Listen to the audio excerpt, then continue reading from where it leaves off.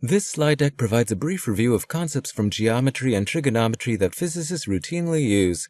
This deck is presented in 4 videos. In the first video, we describe a notion of flat space and we present the Pythagorean theorem. Physicists rely on the ability to describe the geometry of right triangles, so we will use the second, third, and fourth videos to review trigonometry. In the second video, we introduce the sine and cosine functions in relation to the unit circle. In the third video, we perform our first numerical approximation of the constant pi. Finally, in the fourth video, we relate sine and cosine to the dimensions of edges of triangles, and we practice applying this interpretation to derive trigonometric identities. Geometry handed down to us from the ancient Greeks rests on 5 postulates. We take it for granted that we know what it means to connect 2 points with a line segment. We take it for granted that we know what it means to extend a line segment indefinitely into a line. We take it for granted that we can draw a circle using 2 points, one point as a center and the other point touching the circle's circumference. We take it for granted that all right angles are equal. In a sense, we can say that the Greeks believed in equal rights. Intersect the blue and gold lines with a third line in gray. If interior angles sum up to less than 2 right angles on one side of the gray line, then on that side of the gray line, the blue and gold lines inevitably intersect. This is to say, we take for granted the parallel postulate. What is the essence of Euclidean geometry for a physicist? One notion is the idea of working in a so-called flat space. 2 ants walk away from each other, away from and toward the viewer. If these ants change course only once, with the ant in the distance making a right turn and the proximate ant turning left, they will never meet again. We contrast flat space with the surface of a globe. 2 ants moving apart northward and southward and then both turning eastward will eventually meet again. In this case, the parallel postulate appears to fail only in disguise. The 3 so-called lines defined by the paths of the ants are drawn as curves in a 3-dimensional space, which the viewer's intuition has probably automatically assumed is itself flat. There are other contexts or geometries in which, for less mundane reasons, the parallel postulate does not hold.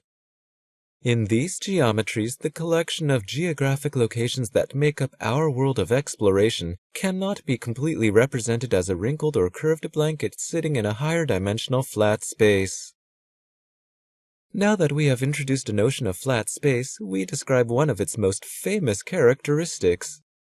We describe and then prove the Pythagorean theorem. A right triangle has sides of length A, B, and C, with C the length of the hypotenuse, the side that does not touch the right angle. Form 3 squares with sides A, B, and C. Regarding this diagram as a floor plan, we want to relate the amount of tile needed to complete the flooring for the green room to the tile necessary to complete the red and yellow rooms.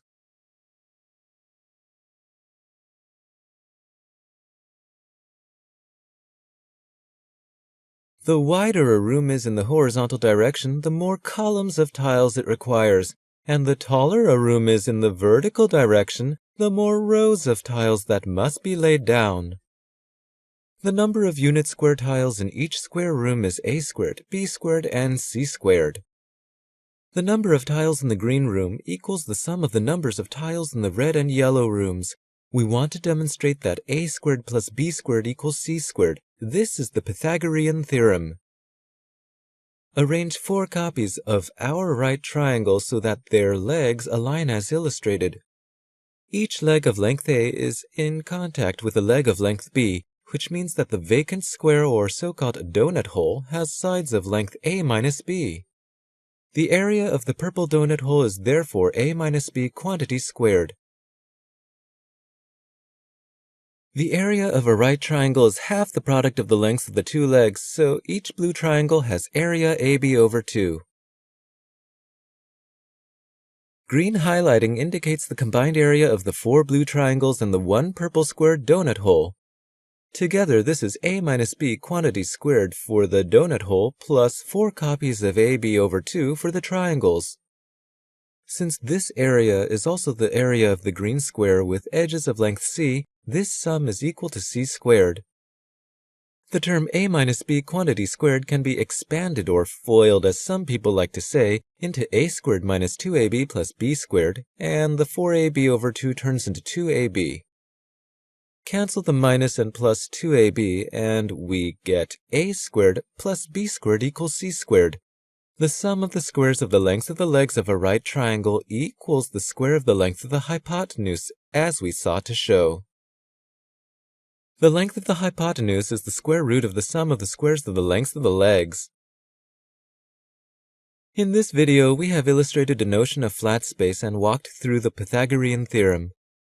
In addition to these concepts, physicists regularly apply relationships involving the geometric properties of triangles and the geometric properties of circles. We explore these topics in the next 3 videos.